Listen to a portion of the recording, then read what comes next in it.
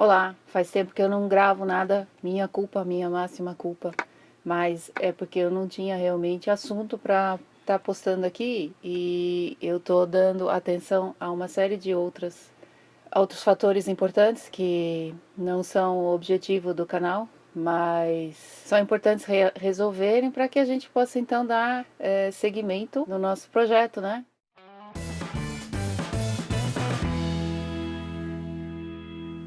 Só que nesse intervalo eu recebi uma série de perguntas que eu achei então interessante de estar aqui colocando para vocês e estar registrando dessa forma. Vocês podem falar do sistema que bolaram para ver o nível da caixa de água? Sim, com certeza. Uma das nossas preocupações em relação à caixa de água foi saber, eu tenho água suficiente, quanta água eu ainda tenho. Não é legal você estar usando e não saber se está no ponto de abastecer ou não. Colocar um sistema elétrico para nós não era opção. E quem conhece meu marido Max vai saber muito bem que ele vai procurar uma alternativa que seja bem legal e simples para estar então controlando o negócio. O sistema que nós colocamos para então ver o nível das caixas tinha que ser colocado num lugar de simples acesso, que é fácil de estar verificando. Então ele ficou na parte de trás do carro mesmo. Vem comigo dar uma olhada. Olha, nós adquirimos no Mercado Livre um tubo de acrílico e colocamos dentro de um outro tubo de PVC para proteger o tubo de acrílico. Foi feito um rasgo no tubo de PVC para poder ver. E por dentro do tubo de acrílico, então, tem um isopor com um pezinho pintado de vermelho para mostrar o nível. Esse isopor acompanha o nível, então agora a caixa está cheia. A segunda pergunta então foi: a caixa de água limpa tem compartimentação, ou seja, quebra-ondas? Sim, com certeza. Todas as nossas caixas têm o quebra-ondas. A caixa de água limpa, a caixa de água cinza e a caixa de detritos tem quebra-ondas, sim, e tem as tampas para inspeção e limpeza. Todas elas. Agora já anoiteceu, deixa eu continuar com as perguntas aqui. Gostaria de saber se com esse esquema elétrico, com duas baterias de 250 amperes e um inversor de 2.000 watts, vocês conseguem ligar o ar-condicionado, ou se ele está ligado separado só para a rede de energia elétrica. Do ar-condicionado, ele está ligado no nosso inversor, mas nós tomamos o cuidado de comprar um ar-condicionado com inverter. Esse ar-condicionado, ele gasta pouca amperagem e também poucos watts, porque ele não faz os picos, ele não desliga que nem os ar-condicionados antigos. Esse com o inverter, ele mantém o motor funcionando, então ele só diminui a rotação dele. Então sim, ele está ligado no inversor, que o nosso inversor é de 5.000 watts. Ele sustenta o ar-condicionado, a torneira elétrica e também a ducha do banheiro, que é elétrico também, a televisão, enfim, todo o sistema elétrico nosso. Tá? Só a exceção da geladeira e da bomba de água é que estão ligados direto nas baterias, porque eles são 12 volts. O resto é tudo 220 então. Quando a gente tem acesso a uma rede externa, então a gente desliga o inversor e liga a rede externa. O sistema continua funcionando normalmente aqui dentro da casa. Nós testamos de manter o ar-condicionado ligado uma vez, porque a gente instalou, ainda era quente, mas logo já esfriou. Nós testamos uma vez e ele funcionou por 3 horas tranquilamente, sem problema com a banca de baterias. Então, essa é a experiência que a gente tem com ela por enquanto. Não é muito grande, mas é o que é, e tem funcionado. E isso leva a gente, então, a outra pergunta. Quando eu respondi essa pessoa, eu tinha dito que a gente teve um problema com a nossa banca de baterias, e aí isso gerou uma outra pergunta. O problema de descarga das baterias ocorreu com baterias estacionárias? Li em algum lugar que não é aconselhável carregar as baterias estacionárias com o alternador do carro. Você já teve algum problema por isso? Para carregar as baterias com a rede elétrica, usa carregar de bateria inteligente? Nosso problema com a descarga das energias, e eu acho que esse é um detalhe muito importante, foi porque a gente não desligou nem a geladeira e nem a bomba d'água da banca de baterias quando estava com ele na oficina, com o carro na oficina. Aconteceu de ter um vazamento na parte da água da pia da cozinha. E aí ficou pingando água. E isso fazia com que a bomba de água ligasse automaticamente. Então, o carro ia ficar 9, 10 dias na oficina no máximo, mas ele acabou ficando 2 meses e meio. Foi justo na época de Natal e Ano Novo, então teve problema para encontrar a peça, e daí teve recesso por causa de fim de ano, essas coisas, e aí, enfim. Então agora, toda vez que o carro fica parado por um tempo muito maior do que uma semana, se a gente sabe que o carro a gente desliga tudo, a gente tira tudo que tem na bateria, não deixa usar nada. E sim, nós temos um carregador de bateria inteligente, isso mesmo. Aí a terceira pergunta sobre a bateria. Mais uma curiosidade, você fez essa ligação do alternador com as baterias da casa? Usou algum relé para quando o carro desligado, os equipamentos não roubarem carga da bateria de partida? Porque acredito que se fizer a ligação das baterias diretamente, elas vão consumir a carga todas juntas. O relé é justamente para isso, então ele é usado para carregar quando o motor está funcionando, para carregar a bateria do carro mais a bateria da casa.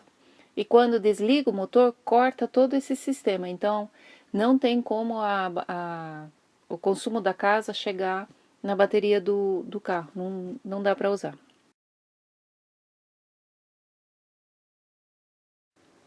Agora eu tenho duas perguntas a respeito especificamente da documentação e do CNH.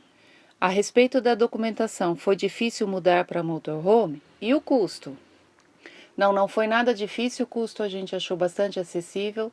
Na época, já faz um ano e meio mais, um pouquinho, pagamos 5 mil reais, mas esse valor era para dentro do estado. Se o carro fosse de fora do estado, o valor seria um pouco a mais. Mas como ele era dentro do estado, então foi 5 mil. Hoje eu não sei quanto que está o preço. E aí veio uma outra pergunta. Boa noite. Gostei do seu motorhome. Tenho uma pergunta a fazer. Eu comprei uma Mercedes-Benz MB 180D e eu tenho a carteira B. Eu posso conduzir ela porque até 8 lugares? Posso.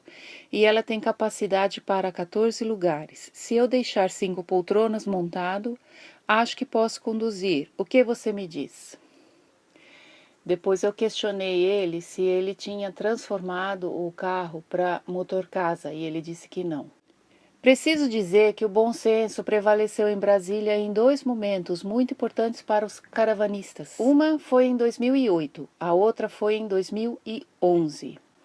A mudança na legislação de 2008 foi, finalmente, reconhecer a espécie tipo do carro motorhome. Olha aqui o meu documento. Antes ele não tinha, a espécie tipo era de um jeito, e depois que nós mudamos, a espécie e tipo ficou constando de outro jeito. Antes dessa alteração em 2008, o carro era documentado motor casa, era considerado transformado. Agora ele não é considerado transformado, ele é um motor casa e pronto. Em 2011, a alteração foi na permissão. A partir de 2011 é que fomos permitidos de dirigir motor casa até 6.000 quilos com a carteira B. Então essas são as duas alterações importantes na legislação. Se você tem intenção de ter um motor casa e você mesmo vai fazer isso, você gastou uma grana comprando o carro ideal para você e vai gastar uma outra grana considerável para transformar esse carro. Então, por que não gastar uma pequena parte da verba que você tem para a documentação? No Brasil, existem 26 infrações que prevêem a apreensão do veículo. A terceira delas é o seguinte, vou ler aqui. Dirigir com CNH ou permissão de categoria diferente da do veículo que esteja conduzindo. Ou seja, você está dirigindo com uma carteira B e um veículo que você só poderia dirigir se tivesse uma carteira C, D ou E. Isso é motivo de apreensão do veículo. Eu vou deixar linkado aqui embaixo nas descrições algumas matérias que eu encontrei que falam especificamente de documentação, CNH e também dessa matéria que eu encontrei, que é do Estadão, a respeito de motivos de apreensão de veículos. Então é o seguinte, eu aconselho você que quer ter um motor casa, compra o carro e na hora de transferir esse carro para o seu nome, já documenta ele no seu nome como motor casa. E nossa escolha foi imediatamente já fazer ele no documento constar que era para 8 passageiros e a cor, a gente escolheu a cor fantasia porque aí já ganhamos uma liberdade enorme em como nós iremos pintar o carro depois. Uma vez documentado, só depois você começa a transformar o carro, porque aí você está dentro da legislação. E você pode transitar com esse carro. Se ele estiver em condições de dirigir, você pode dirigir ele com a sua carta B. Bom, eu só conheço um profissional indicado para fazer a documentação. Eu já falei desse profissional antes. É o Marchiori Sasso. Eu confio no trabalho dele. E eu sei que existem muitas informações desencontradas sobre a documentação, principalmente o tal do CAT. E por isso mesmo, aqui eu tenho um áudio feito pelo próprio Marchiori Sasso e ele me autorizou então a utilizar esse áudio. Então, Miriam, qual é a questão?